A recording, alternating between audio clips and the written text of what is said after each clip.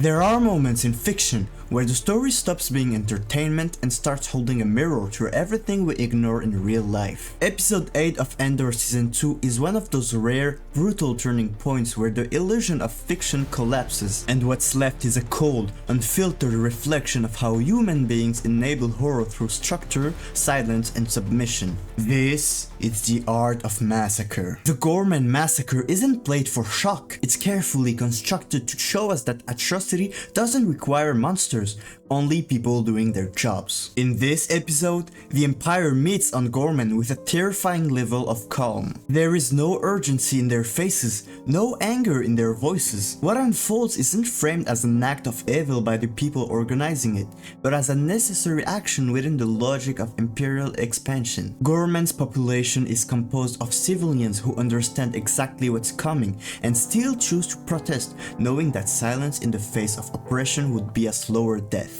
Their only weapons are their voices, their anthem that they sing not in defiance of death, but as a final affirmation of identity before they're erased. What makes this portrayal so effective and deeply uncomfortable is the way the camera refuses to quit the spectacle. There's no dramatic orchestral music, no fast-cut editing to distract from the horror. The violence arrives without warning, and because of that, it feels more honest. The episode focuses on the moment, forcing the viewer to sit in the aftermath not just with grief, but with shame. Shame at how familiar it feels. Shame at how many times we've seen this before in the real world and couldn't do anything about it. The massacre isn't just an emotional climax. It's the logical outcome of a system built on control and obedience, while they don't even ask why they are doing this. Doing it because the system wanted them to. The Empire doesn't exterminate the people of Gorman because it hates them, but because they're in the way of a project larger than their lives.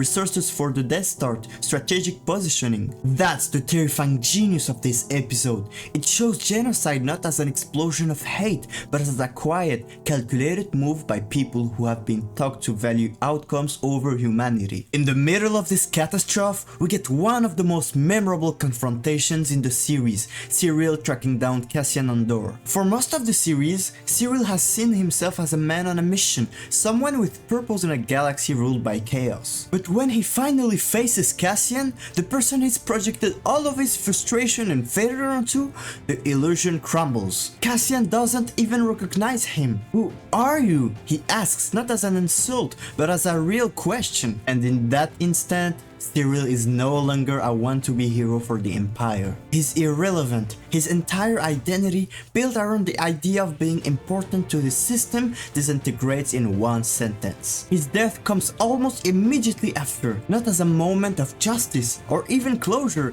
but as another meaningless death in a larger tragedy. And that too is part of the message. In a system like the Empire's, even loyalty doesn't guarantee survival. You can dedicate your life to serving power, but power rarely returns favor. However, you surely felt that this scene was familiar, while none of us has experienced something like this, hopefully. But why? The massacre on Gorman draws directly from real-world atrocities. What Andor exposes so effectively is that genocide in the modern world doesn't come with fire, it comes with memos, meetings, and people convincing themselves they're only doing what must be done. The Empire isn't evil because it kills, it's evil because it convinces others to do it for them, while believing it's necessary, even noble. That's why this episode matters. It removes the fantasy of rebellion and forces us to confront the machinery of oppression in its most natural form. Andor doesn't ask us to cheer for heroes or boo at villains. It asks us to think about who we become when we're told the system is more important than the individual. The massacre on Gorman is a warning, a reminder that history repeats itself when we treat horror as distant,